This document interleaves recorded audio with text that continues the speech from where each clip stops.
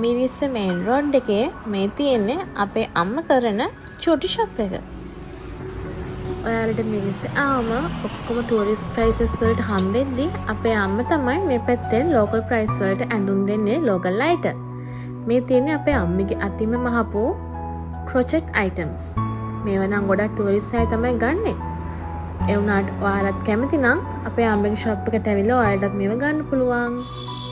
මේ තියෙන්නේ සිප්පකට මාල, බ්‍රේස්ලට්, තව ගල් වලින් කරපු බ්‍රේස්ලට්, නෙක්ලස්, බෑග්ස්, ඒ වගේ දේවල් තියෙනවා.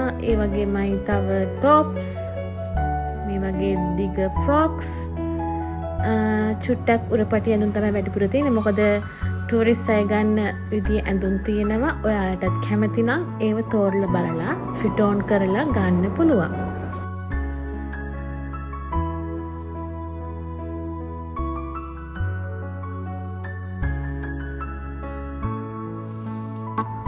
මේ තියෙන්නේ බැංකොක් අයිටම්ස්. ඒ වගේම අපි බැංකොක් ගිය වෙලාවේ අරන් ආපු ට්‍රවුසර්ස්.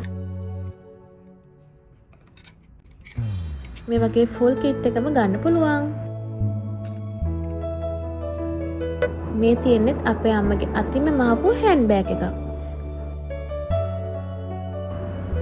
මේ ඉන්නේ ෂොප් එකේ හැඩකාරී.